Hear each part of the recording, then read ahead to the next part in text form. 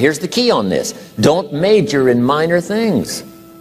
If you take up major time to do minor things, I'm telling you, you'll be behind the curve constantly. Here's what we learn in sales training. What's major time and what's minor time? Here's minor time, thinking about prospects. Here's minor time, making lists of prospects. Here's minor time, keeping books on prospects.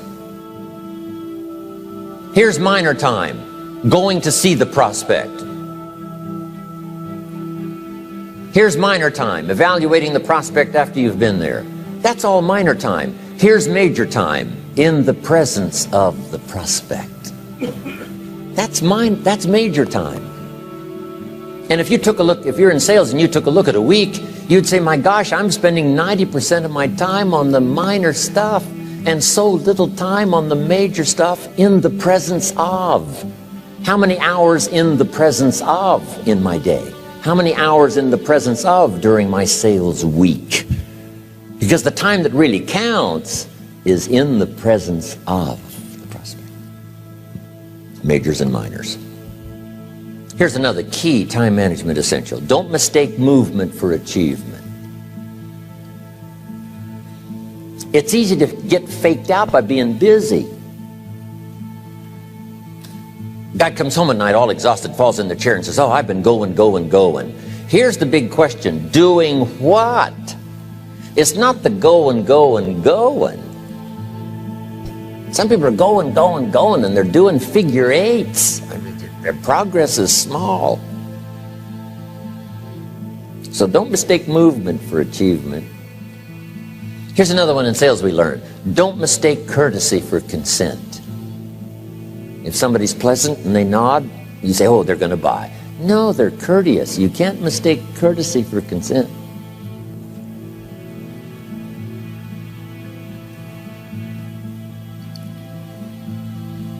Now here's a big one, concentration. I had to learn this. All those years ago, I'm in the shower trying to compose a letter. Found it turns out to be a strange letter. So here's what I learned to do. Save the work till you get to the office. Save the work till you get to the work.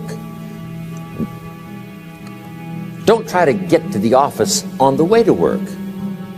On the way to work, enjoy the way. In the shower, enjoy the shower. Then go to work when you get to work. I found this to be helpful. Concentration. Here's another big one. Learn to say no. I'm telling you, in such a social society we have now, it's so easy to try to be a nice person, saying yes to everything. Find yourself overloaded. Now you got to call and make the, well, gosh, you know, all the time it takes to back out of something that you said yes to too quickly. Here's what might be better. I don't think so, but if that changes, I'll call you. Little things you can use not to overcommit yourself. My friend Ron Reynolds says, don't let your mouth overload your back. It's a good one. Now here's a big one on time management. When you work, when you play, don't mix the two. Don't work at play. I used to take my family to the beach and I would bring my briefcase.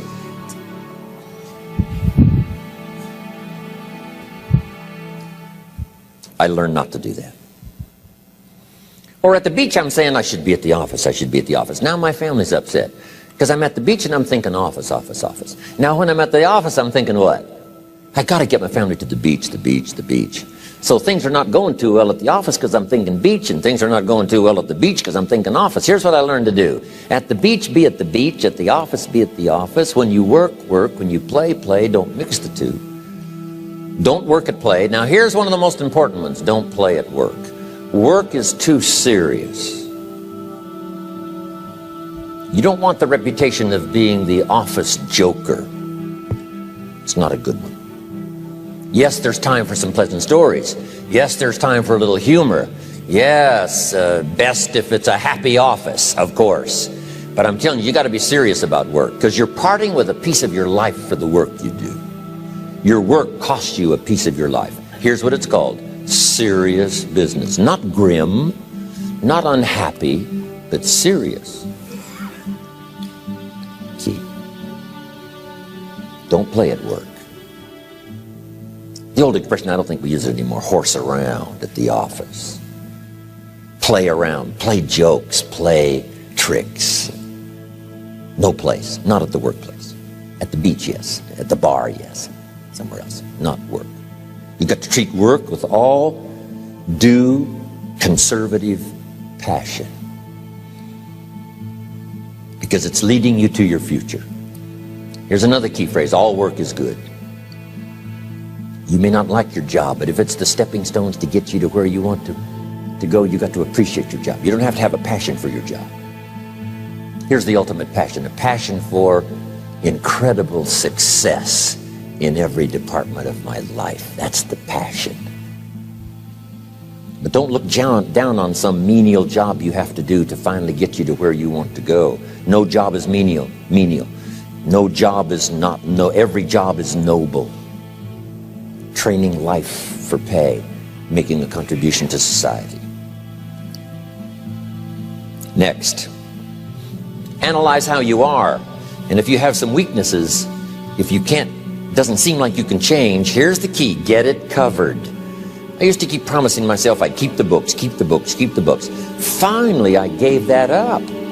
And back then, it only took me an extra $50, $60 a month for some accountant to keep the books. I said, no, I'm going to save the $50. You can't believe what I started losing in productivity because I tried to save the $50. So the key is, a lot of the time you can stay like you are, but just make sure you get it covered.